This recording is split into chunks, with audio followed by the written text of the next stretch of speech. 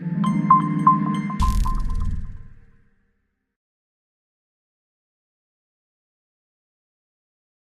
leadership, c'est quoi?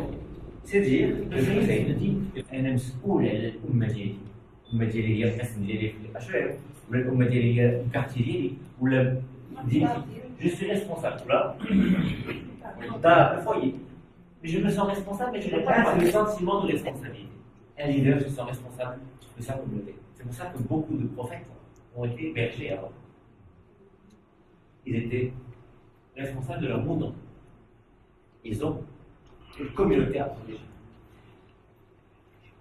Un, la responsabilité. Deuxièmement, le leader va amener toute la communauté à essayer d'avoir plus ou moins la même vision de la situation.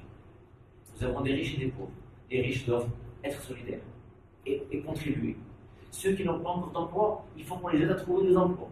Ceux qui sont très religieux, pratiquent leur religion. Ceux qui ne veulent pas pratiquer la religion, ben, ils peuvent ne pas pratiquer la religion s'ils font le choix. Il a le sentiment, c'est Khalil, c'est a le sentiment qu'il est responsable de l'Ummah et qu'il va créer un mouvement, une action. On va créer un mouvement, une action pour amener le groupe à avoir la même vision, soit la plus proche possible de la réalité. On n'aura pas tous la même vision, mais la plus proche possible de la réalité pour amener le changement. Et le changement, quel changement? Là, le leadership ne peut pas se détacher de l'objectif final qui est l'amélioration de vie de la population et du progrès. Bon. Le leadership n'est pas une question d'hommes et de femmes. La question, c'est pas de savoir s'il y a un leader chez nous, dans cette salle ou pas. La question, c'est de savoir, arrêtez-vous là, la question est de savoir est-ce qu'il y a un processus de leadership. Est-ce que Mohamed Ali Barada aujourd'hui est en train de vous faire comprendre que le leadership est important, que vous allez essayer de trouver le leader en vous, que vous allez parler de leadership à vos enfants, vous allez les éduquer pour qu'ils soient des leaders ou pas? Le processus, c'est un vent. Ce n'est pas un sommet. Le leadership, c'est un processus. Ce n'est pas une personne, une femme. Pourquoi tout ça? Pour résoudre des problèmes. Parce que la vie ensemble, dans la police, dans la cité, dans le droit, dans le quartier, a des problèmes. On a toujours des problèmes. De sécurité, d'alimentation, d'épanouissement personnel. Alors, pour résoudre les problèmes, on est obligé de faire des adaptations. Alors, les adaptations, si elles n'étaient pas douloureuses, on n'aurait pas besoin de leader. Les adaptations, c'est des sacrifices. Parfois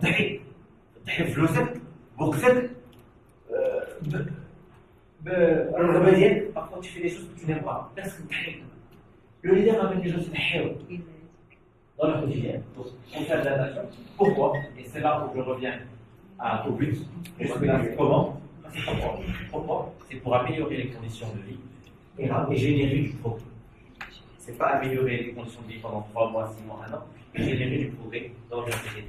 D'où l'importance, donc ça c'est une définition de la Harvard Business School, d'où l'importance de notre engagement de Tizi, pour le leadership moral. Pour améliorer les conditions de vie, pour générer du progrès, il faut avoir une meilleure gouvernance. Pour avoir une meilleure gouvernance, nous devons avoir de nouvelles pratiques. Pour avoir de nouvelles pratiques, il faut des femmes et des hommes, on estime amis, leaders, femmes et hommes, pour aller dans le département de la justice, dans le département de la santé, dans les partis politiques, dans les hôpitaux, dans la culture, à ramener de nouvelles pratiques, de nouveaux changements. C'est un engagement de long terme. C'est quelque chose qui va prendre 1, 2, 3 décennies. Mais même si ça prend 3 décennies, il faut démarrer à jour. Parce que le leadership est un processus. Si vous avez un grand leader qui s'arrête là, et qu'après il n'y a pas de suite, ça ne sert à rien.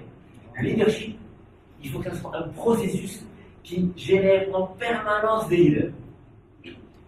Si le processus n'est pas autant entretenu, ça veut dire que le Hussein va dire je suis un leader au titre de l'Isbani. On va être NS, j'espère que le prochain leader. NS va chercher derrière lui quelqu'un d'autre. Le leadership est un processus. Quand vous avez un grand leader et ça s'arrête là, ça ne sert à rien. Parce que les problèmes changent dans la vie, on a toujours besoin de leader. Le leadership est un processus. C'est qu'effectivement, comme on l'a dit tout à l'heure, il y a des gens qui ont des prédispositions au leadership. Mais chez l'éducation, c'est inné. Il y a effectivement une partie. Mais si ce n'était que de l'inné, il n'y aurait pas besoin de faire des cours de leadership. C'est inné. Il y a une composante, certes innée, qui représente à mon avis seulement 30%, L'autre composante qui s'apprend, c'est tout ce qui est technique de mobilisation, technique de discours.